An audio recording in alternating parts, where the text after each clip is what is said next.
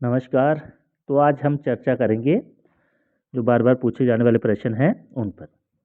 पहला प्रश्न, मैं तो समझती थी संसार में एकमात्र पुरुष श्री कृष्ण है, आज मालूम हुआ कि कोई दूसरा भी पुरुष है। मीरा का प्रस्तुत कथन निम्नलिखित में से किसको संबोधित है?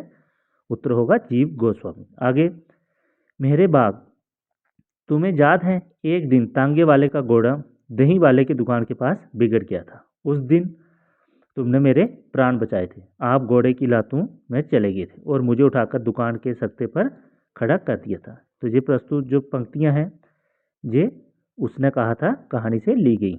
आगे, कोई पीछे नहीं है, ये बात मुझ में एक अजीब किस्म की बेफिक्री पैदा कर देती है, लेकिन कुछ लोगों की मौत अंत तक पहेली बनी रहती है। शायद वे जिंदगी से बहुत उम्मीद लगाते थे, आखिरी दम तक उन्हें मरने का एहसास नहीं होता। परिंदे कहानी का जो कथन है किसके द्वारा कहा गया है? तो इसका उत्तर होगा डॉक्टर मुखर्जी। आगे, महावीर प्रसाद द्विवेदी ने किस छंद नाम से कवियों की उर्मिला विषयक उदासीनता लेख लिखा था? भुजंग भूषण भट्टाचार्य। आगे, अदोषो सा गुणो सालंकारो च शब्दार्थो काव्यम। काव्य की ये परिभाषा किस काव्य शास्त्रीय ग्रंथ से ली गई है या उद्धृत है? तो ये आपको पता होना चाहिए, काव्य अनुशासन से। ये ग्रंथ किसके द्वारा लिखा गया है? हेमचंद्र जी द्वारा। आगे, काव्य आत्मा की संकल्पात्मक अनुभूति है जिसका संबंध विश्लेषण विकल्प या विज्ञान से नहीं है। यह एक श्रेयमयी प्रे रचनात्मक धारा है। तो ये पंक्तियां किसकी हैं?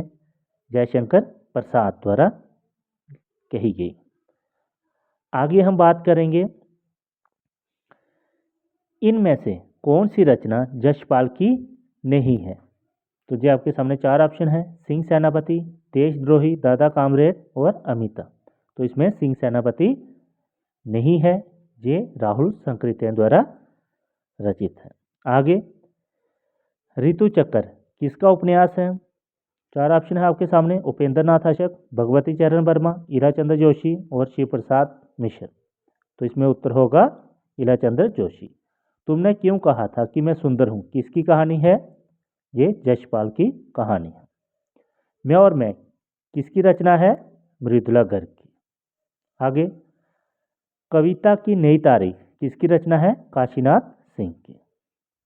आगे, शिवदान सिंह चौहान का आलोचनात्मक लेख भारत में प्रगतिशील साहित्य की आवश्यकता किस वर्ष किस पत्रिका में प्रकाशित हुआ? ये 1937 में विशाल भारत में। डॉक्टर रामविलास शर्मा की पहली आलोचना पुस्तक कौन सी है? ये आपको पता होना चाहिए, भारतेंदु युग 52 में प्रकाशित हुई है। महावीर प्रसाद द्विवेदी और नवजागरण, हिंदी नवजागरण जो है 77 में, प्रेमचंद 41 में, प्रेमचंद और उनका जो 52 में। तो इसका उत्तर होगा प्रेमचंद। आगे, सुनो ब्राह्मण कविता किस कवि की रचना है? बहुत ही महत्वपूर्ण प्रश्न है और ये बार बार पूछा जाता है। तो इसका उत्तर होगा मलखान सिंह। उधर के लोग उपन्यास के लेखक कौन हैं? क्या उत्तर होगा? उत्तर होगा अजय नवरिया।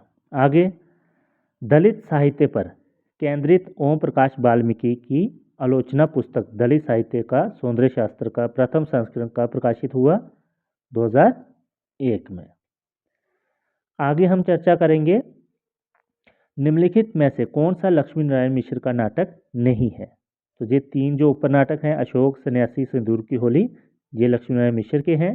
रक्षाबंधन हरिकृष्ण प्रेमी द्वारा रचित नाटक है।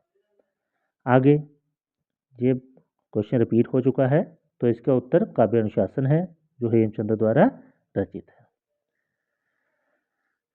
अब आगे प्रश्नों पर बात करेंगे। प्रकाशन वर्ष की दृष्टि से सही अनुक्रम बताना है। तो जी आप देख सकते हैं, रामधारी सिंह दिनकर के द्वारा भी कृतियां हैं, जैसे रेणुका, हुंकार, कुरुक्षेत्र, रश्मिरथी, आत्मा की आंखें। रेणुका 35, हुंकार 39 का प्रकाशन वर्ष है। कुरुक्षेत्र भी देख सकते हैं आप तो आगे प्रश्न पर बात करेंगे, हिंदी के निम्नलिखित आरंभिक व्याकरण ग्रंथों से उनके लेखों को सम्मिलित कीजिए। तो जी आप देख सकते हैं, ब्रज भाषा व्याकरण मिर्जा खां, हिंदुस्तानी भाषा जॉन जेशुआ, हिंदुस्तानी व्याकरण बेंजामिन, और जी आप इसका उत्तर होगा ए पाठ।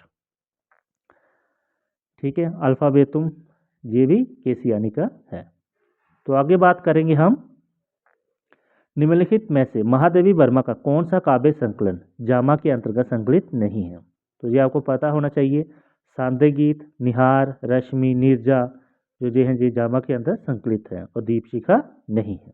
आगे, माटी की मूर्तें, ठकुरी बाबा संस्कृति के 4 अध्याय, जामुन का पेड़। माटी की मूर्तें जो है राम वृक्ष बेनीपुरी, ठकुरी बाबा महादेवी वर्मा, संस्कृति के 4 अध्याय रामधारी सिंह दिनकर, और जामुन का पेड़ कृष्णचंद्र द्वारा लिखा गया है, ऑप्शन बी।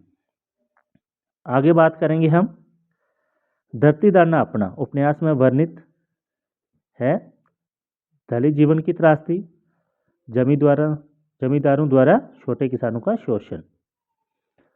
निम्नलिखित में असंगत विकल्प का चयन कीजिए। झूठा सच, मानस का हंस, जिंदगी नामा ये तीनों उपन्यास हैं और दुलाई वाली कहानी है। ऐसे प्रश्न पूछे जाते हैं। पुहकर कवि किस काल में या किस काल के रचनाकार हैं। तो ये इनमें बहुत मतभेद है, कोई भक्ति काल का मानता है और कोई रीति काल का, परंतु ये भक्ति काल के अंतर्गत आते हैं।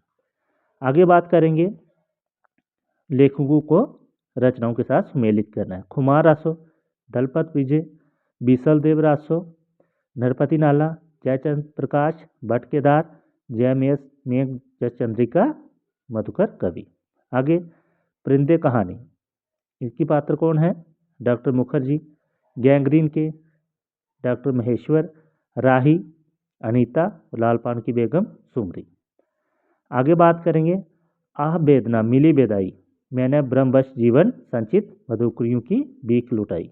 ये देवसेना द्वारा पात्र द्वारा ये कहा गया है और स्कंदगुप्त की पंक्ति है। स्कंदगुप्त डॉक्टर जो जयशंकर प्रसाद द्वारा रचित है नाटक है, ये 1928 ईस्वी में प्रकाशित हुआ। आगे, किस विद्वान ने हिंदी साहित्य के प्रारंभिक काल को सिद्ध सामंत काल नाम दिया। तो राहुल संकृत्य द्वारा ये नाम दिया गया। रीति काल को अलंकृत काल की संज्ञा किसने दी है, मिश्र बंधु ने। आगे, राम कथा पर आधारित स्वयंभू को जो ग्रंथ था इसको किसने पूरा किया, त्रिभुवन ने। आचार्य रामचंद्र शुक्ल की जो समय सीमा बताई है आधुनिक काल की, तो वो 1900 से लेकर 1984 संबद्ध। कोशिका गढ़वाल कहानी के पात्र लक्ष्मण और गुसाई हैं। आगे बात करेंगे, रामचरितमानस के निम्नलिखित कांडों का अनुक्रम। तो इसका उत्तर होगा अयोध्या कांड, अरण्य कांड, किष्किंधा कांड और सुंदर कांड। ठीक है, ये क्रम बार बार पूछा जाता है, तो इसको भी आप अच्छे से याद रख लें। ठीक है, तो वीडियो अच्छी लगे तो लाइक एंड सब्सक्राइब करें। धन्यवाद।